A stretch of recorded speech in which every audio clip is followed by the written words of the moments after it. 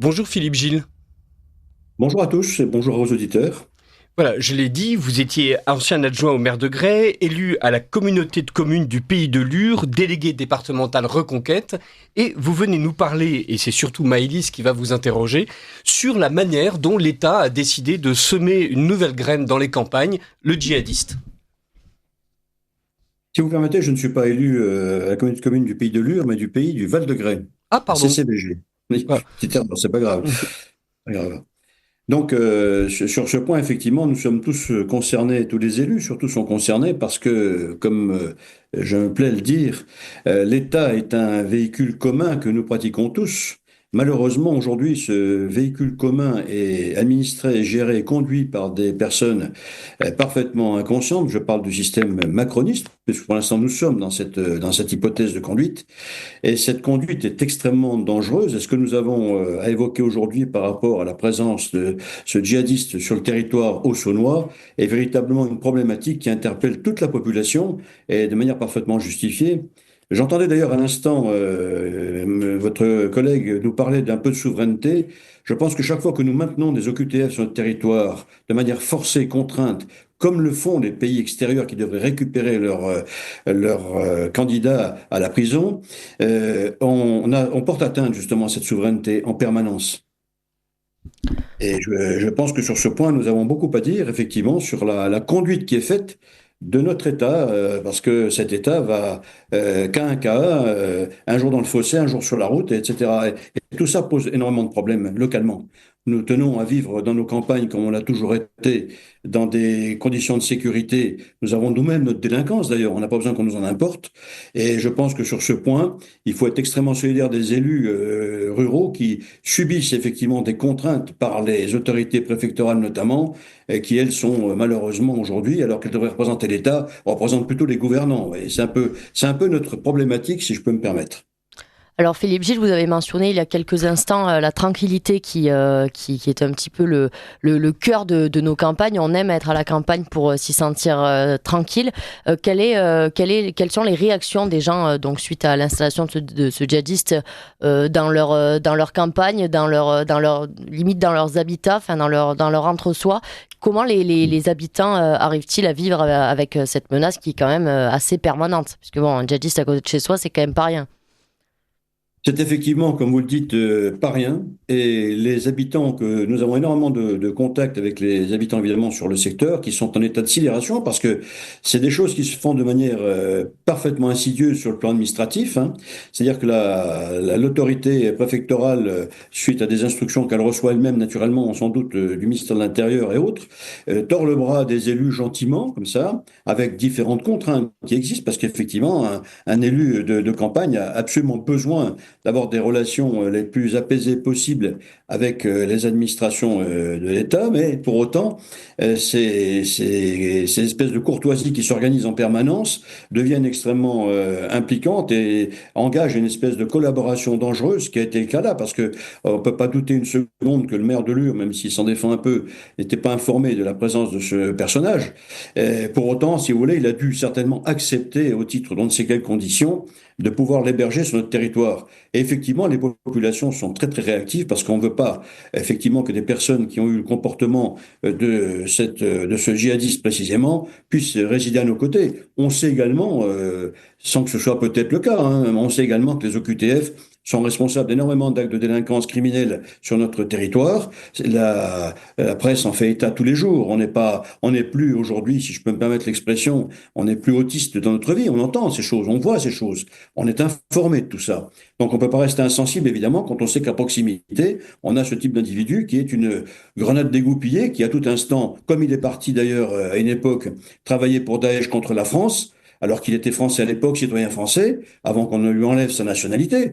Cet individu est revenu précisément sur notre territoire. On se demande vraiment ce qu'il fait sur ce territoire. C'est très clair. Et comment est-ce qu'il peut, sur ce même territoire, vivre en totale liberté de circulation et qu'on est en plus contraint d'assumer sa vie ici sur notre territoire en le logeant à l'hôtel, bref, en mettant toutes les forces de sécurité et de police certainement astreintes à sa surveillance.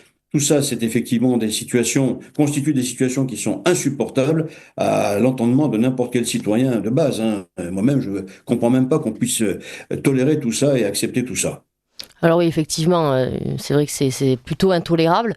Donc ces personnes qui représentent quand même sur notre territoire de véritables bombes humaines, hein, il y a un danger continu pour les habitants locaux. Comment la France doit se positionner face à ces personnes qu'elle n'arrive pas à expulser, que les pays d'origine ne veulent pas reprendre? Est-ce que peut-être, pourquoi pas, si cet individu, si je ne m'abuse, est marocain-algérien, il me semble, est-ce C'est ça. que, est-ce que par exemple, hein, d'un total désarroi, la France ne devrait pas rompre définitivement ses accords de 68 avec l'Algérie pour en finir complètement et pouvoir expulser ces gens? Écoutez, l'Algérie est un cas absolument typique. Nous avons sur notre territoire plus de 3 millions d'Algériens, alors que les Algériens ont souhaité l'indépendance et pourquoi pas? Ils l'ont obtenu, je crois d'ailleurs, hein. Oui, Voilà, oui. même si la France a été, la Deuxième République avait fait d'Algérie trois départements français. On l'a oublié un peu tôt d'ailleurs, ça, parce qu'on s'imagine qu'on était en colonisation. Historiquement, on ne l'a pas été. On a créé l'Algérie, on a fait ces départements en Algérie, on a donné tout ce que la France pouvait donner. Les équipements algériens de l'époque étaient souvent plus prépondérants que ceux qui existent en Auvergne, entre parenthèses, hein. Donc tout ça, sans rentrer dans la polémique, fait que ce pays qui aujourd'hui refuse de reprendre ses ressortissants criminels devrait les reprendre. Il existe des contraintes. Éric Zemmour, d'ailleurs, dans les élections présidentielles, Sarah Knafour, enfin nos dirigeants répètent à longueur de chaînes de radio et de plateaux de télévision qu'effectivement nous devrions agir contre ces pays. Il faut taper ces pays au portefeuille. C'est là quand même la solution. Nous avons des transferts très importants de plusieurs milliards par an qui partent en direction d'Algérie et d'autres pays du Maghreb d'ailleurs avec Western Union. Eh bien, ceux qui viennent gagner de l'argent chez nous devraient le consommer chez nous. D'ailleurs, si vous vivez dans ces pays, notamment en Algérie ou dans d'autres pays d'ailleurs du Maghreb, vous ne pouvez pas expédier plus de 100 euros des pays en question. Alors que nous, c'est par centaines de milliers, de millions et de milliards d'ailleurs, à la longue, qu'on expédie dans ces pays. Autrement dit, on coupe des ressources de consommation en France pour les envoyer dans ces pays. Eh ben, je pense que si un premier coup de semonce existait, qu'on dise maintenant les transferts Western Union, c'est terminé, je pense que très rapidement, les gouvernants réfléchiraient. Entre deux hospitalisations gratuites en France, ils pourraient peut-être s'imaginer qu'effectivement, ça peut porter des difficultés sur place. Voilà. Et je crois qu'il y a plusieurs solutions comme ça. Les accords de 68, effectivement, sont à totalement dénoncer parce qu'ils n'ont plus cours aujourd'hui. Les choses ont changé, les temps ont changé. Et je crois qu'il est justement temps, précisément pour reprendre le terme, de faire face à une nouvelle recomposition de nos discussions et de nos relations avec l'Algérie, notamment.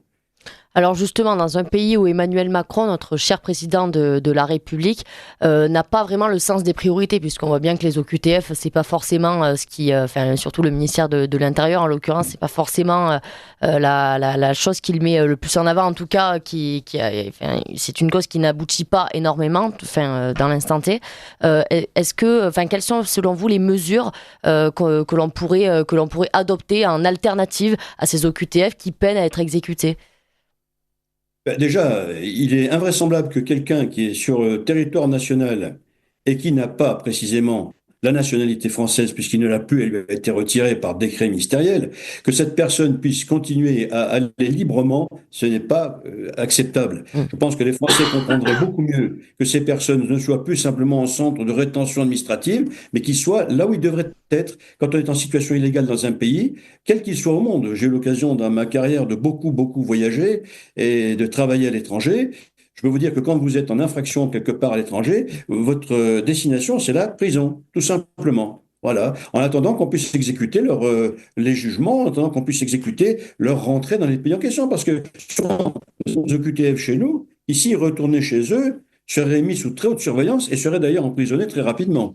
Donc, il faut accepter qu'à un moment donné, quand on ne peut pas exécuter une mesure administrative, eh bien, il y a une rétention qui soit une rétention sérieuse. C'est-à-dire que ce ne soit pas des centres de rétention dont on s'échappe comme on veut. On a vu ça d'ailleurs quand on a reçu des personnes sur le territoire toulonnais. On a vu des bateaux entiers se vider et les centres de rétention se vider aussi vite que les bateaux. Donc, tout ça ne peut pas continuer, c'est clair. On est dans une situation là qui nous contraint et on ne peut pas accepter ces contraintes. Donc, il est grand temps que la France, vous parliez de M. Macron, c'est pas en allant se couvrir la tête de sang en Algérie, en allant déposer des gerbes de fleurs sur les monuments du FLN, qu'on peut prétendre aujourd'hui parler d'égal à égal avec ce pays qui a agi de manière d'ailleurs tout autant criminelle pendant la guerre que ce qui est reproché à la France, hein. Donc, qui était quand même l'État central à l'époque. Il faut quand même le rappeler souvent aussi, ça, je pense. Vous avez dit tout à l'heure que le djihadiste qui est installé à Lure loge à l'hôtel. Oui. Non, mais en fait, c'est ça qui est intéressant. Lorsqu'on imagine que l'État français dit à un djihadiste d'aller s'installer à Lure, on n'imagine pas en même temps que l'État français décide de lui payer l'hôtel. Ah ben, vous savez, l'État français est d'une très très grande générosité, sauf avec les Français. Donc c'est quand même un vrai problème. Ça veut dire que pendant qu'effectivement on loge quelqu'un comme ça, vous savez, le logement d'hôtel qui peut être choquant, il serait en prison, il coûterait tout aussi cher qu'à l'hôtel. Mais le logement d'hôtel en question, qui est choquant, ne parle pas des frais que subit l'État au regard des agents effectivement de la sécurité du territoire qui sont contraints tous les jours d'aller surveiller ce beau jeune homme et de s'occuper effectivement de son bien-être. Vous voyez, sa condition aujourd'hui, elle est également conditionnée par un tas d'autres frais bien importants. Quand on sait également ce que coûte chaque personne qui est en très haute surveillance, comme c'est le cas de ce monsieur, jusqu'au jour où il nous échappera et où il fera n'importe quoi, ça peut arriver, hein. Alors, on va pas lui faire de procès d'intention, puisqu'il a déjà quand même passé quelques années en Syrie avec Daesh. Donc, c'est quand même quelqu'un qui connaît très, très bien l'espace de très grande et très haute criminalité politique. Donc, cette personne-là devrait effectivement être autre part. On y revient, hein, qu'à l'hôtel. C'est pas sa place. S'il était d'ailleurs autre part, il y aurait beaucoup moins de frais en permanence de nos agents de sécurité territoriaux qui ont bien d'autres choses à faire.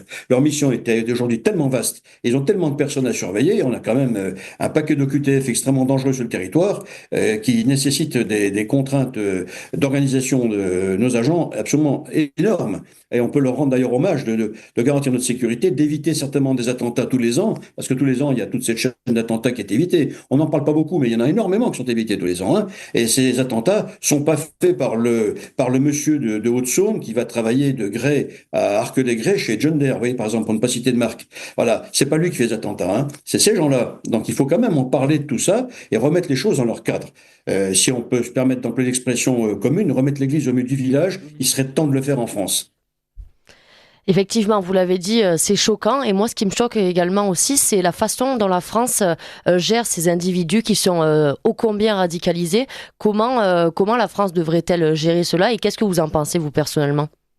Ben, déjà, j'en pense personnellement que vouloir ramener en France à tout prix des gens qui sont partis vivre le djihad à l'extérieur, comme en Syrie par exemple, qui ont été compromis avec Daesh. Parce que maintenant, si on a bien compris tout ce qu'on nous raconte, parce qu'on nous raconte des petites sornettes, comme on dit gentiment à la campagne, on nous raconte ils étaient tous simplement chauffeurs et cuisiniers. Pas du tout, hein. C'était des gens armés. D'ailleurs, on a des démonstrations aujourd'hui de la façon dont se comportent les gens qui sont candidats à ce djihad. On a vu des remises d'otages récemment et qui sont extrêmement choquantes en Israël, des otages quand même, parce qu'on oublie que ce sont des otages.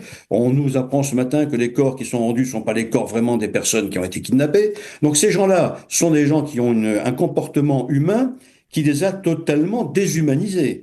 Et quand on est parti à Daesh en Syrie, eh bien, selon moi, on reste à Daesh en Syrie. Et on reste en prison en Syrie ou ailleurs. Mais en tout cas, on ne revient surtout pas en France, parce qu'être français, quand ça arrange comme ça, parce qu'on en a peut-être un peu assez, c'est vrai que les vacances syriennes en prison sont moins sympathiques qu'en France. On peut comprendre qu'effectivement, on souhaite rentrer en France où le climat est meilleur dans les établissements hôteliers ou hospitaliers des prisons, parce qu'effectivement, c'est plus pratique de venir en France. On a tout un droit qui est respecté, on est un état de droit, etc. Donc là, ça va beaucoup mieux. Donc, les gens en question, pour répondre pleinement à votre question, moi je pense, madame, très simplement qu'on ne devrait absolument pas récupérer aucun djihadiste, que chacune de ces personnes, femmes ou hommes d'ailleurs, doivent rester d'où ils viennent, ça veut dire en Syrie ou ailleurs, peu importe, en tout cas leur place n'est pas en France, ils ne sont plus français et ils ne sont plus dans l'humanité. Ils ne sont plus dans le pays des Lumières, ils ne sont plus dans notre logique sociale ou sociologique, et on ne peut plus les accepter tout simplement chez nous. Ils restent là où ils sont, on ne doit pas se battre pour les recevoir et pour les recueillir, comme ce monsieur qui est revenu d'ailleurs gentiment de Syrie pour faire effectivement être condamné pour toute sa criminalité, une paille à 9 ans de prison, quand on sait comme les peines sont appliquées aujourd'hui, 9 ans de prison c'est quand même pas rien, pour en faire que 7, et pour se retrouver finalement dans la rue, et prêt à recommencer je ne sais quoi. Donc, et en tout cas, n'étant plus français d'ailleurs, il faut arrêter ça. Ces gens-là doivent rester là où ils sont partis. Ils sont partis de leur plein gré, bon vent et bon voyage. Voilà, c'est mon point de vue. Eh bien, au moins, ça a le mérite d'être clair. Philippe Gilles, en 2 minutes, il nous reste très peu de temps. On voit bien que nos monstres, entre guillemets, enfin nos monstres plutôt qu'on nous approprie, lézardent dans nos prisons dorées. Et pendant ce temps, les Français, eux, s'inquiètent. Les Français ont peur. Quelles sont les mesures à prendre pour que les Français se sentent définitivement chez eux et qu'on puisse vivre un petit peu tranquillement sans avoir cette crainte qui est quand même assez conséquente? Les Français aujourd'hui sont pris en otage. La décision et les choix sont des choix politiques, madame. Et à partir de là, si ces choix ne sont pas faits correctement, nous ne pouvons pas en sortir. La vraie réalité, c'est que, comme on dit trivialement, le ver est dans la poire. Voilà. Et de la poire et du ver, c'est jamais la poire qui gagne. Aujourd'hui, donc, il faut extraire absolument l'asticot qui nous dérange. Je ne nommerai pas l'asticot, parce que tout le monde a compris de qui je parle. Je crois qu'à un moment donné, il faut quand même changer absolument l'équation si on veut la résoudre un jour. Parce que dans l'état actuel des choses, on a véritablement des dénominateurs communs qui ne fonctionnent pas, qui ne fonctionnent plus. Et nous avons des dirigeants qui sont devenus des immigrationnistes, même s'ils s'en défendent. M. Macron nous avait expliqué pendant la campagne, il a même critiqué des personnes qu'il estimait immigrationnistes. Ça lui allait bien, d'ailleurs, je l'avais dénoncé dans un débat télévisuel. Tout ça fait qu'aujourd'hui, il faut revoir complètement notre gestion, ça veut dire de revoir la notion politique dans ce pays et tout ce qui se passe en ce moment, le spectacle affligeant auquel nous assistons aussi bien à chaque élection. Là, vous venez d'avoir une élection formidable. On vient d'avoir M. Ferrand qui vient d'être nommé au Conseil constitutionnel pendant 9 ans. Eh bien, écoutez, ça nous donne de beaux jours en perspective. Et tant qu'on continuera, nous, Français, à accepter, à tolérer, et par exemple, à s'abstenir à un vote où M. Ferrand n'aurait jamais dû être élu, il y a des gens qui sont à droite en France qui devraient quand même prendre conscience de ce qu'ils font, éliminer un gouvernement de droite pour plébisciter un gouvernement de gauche avec M. Bayrou en élément de M. Barnier, par exemple, revenir derrière en permettant l'élection de M. Ferrand, ce sont des choix et des erreurs politiques énormes pour l'intérêt des Merci Français beaucoup. et justement pour leur sécurité. Merci beaucoup Philippe Gilles d'être intervenu à notre antenne. Nous vous réinviterons très bientôt pour parler encore de tous ces sujets qui méritent énormément de débats, énormément de discussions. Donc merci à vous et à très bientôt.